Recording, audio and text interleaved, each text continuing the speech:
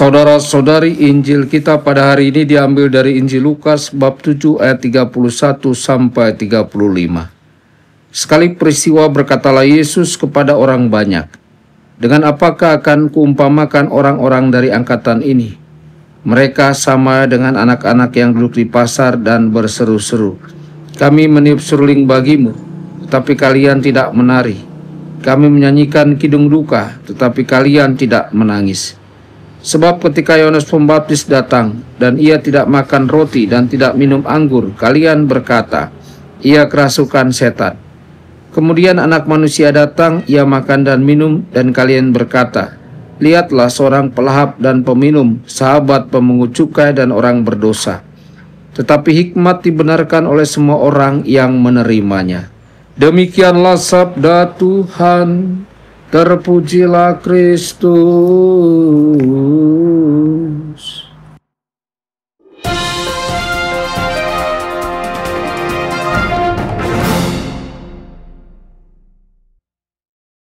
Dalam nama Bapa dan Putra dan Roh Kudus. Amin.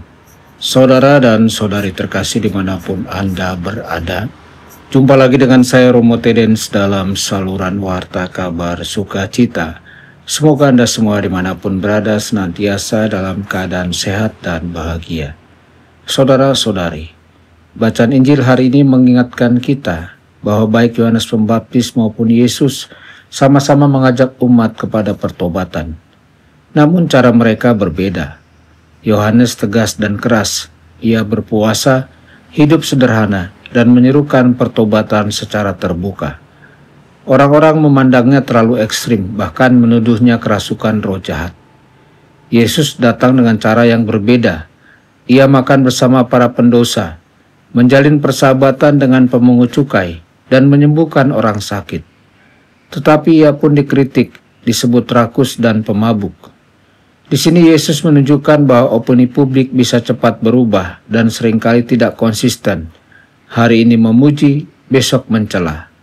Saudara-saudari, Yesus ingin kita belajar. Iman sejati tidak dibangun di atas apa kata orang, tetapi pada kebenaran dan kasih Allah. Kalau kita hanya mengikuti arus opini publik, kita akan mudah goyah. Tetapi jika kita menimba kebijaksanaan dari sabda Tuhan, kita akan kuat meski ditolak atau dikritik. Saudara-saudari, pertobatan yang sejati seringkali membawa kita keluar dari zona nyaman. Yohanes mengajak orang untuk mengubah gaya hidup mereka secara radikal.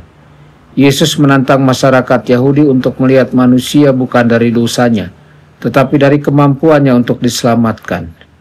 Keduanya membuat banyak orang gelisah karena mereka dipanggil untuk keluar dari cara pandang yang sempit. Pertanyaannya untuk kita adalah, apakah kita terlalu nyaman dengan iman kita? Apakah kita hanya menjalankan iman sebatas rutinitas misa mingguan dan doa malam? Ataukah kita berani mengambil langkah konkret yang mungkin membuat kita tidak nyaman demi Kristus? Misalnya mengampuni orang yang menyakiti kita, membela yang tertindas, atau menjalin relasi dengan mereka yang terpinggirkan. Saudara-saudari, di zaman media sosial ini, opini publik mudah terbentuk dan cepat sekali berubah. Kita bisa tertekan untuk mengikuti tren atau pandangan populer, bahkan ketika itu bertentangan dengan nilai-nilai Injili. Godaan untuk aman di zona nyaman juga besar, tidak mau bersuara, tidak mau terlibat, supaya tidak dicap aneh atau berbeda. Namun Yesus menantang kita untuk hidup berdasarkan kebenaran, bukan kenyamanan.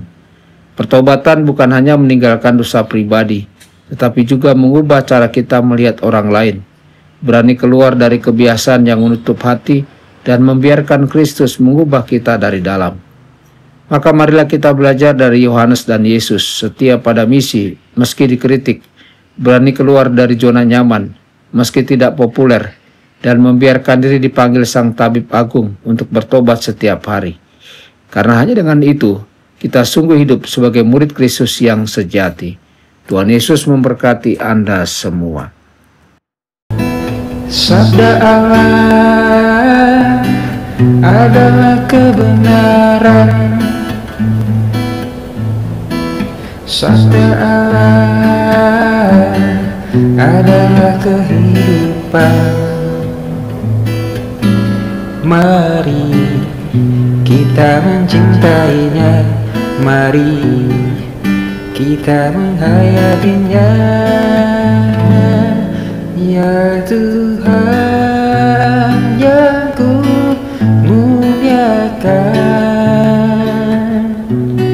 sabdamu angkat resahku.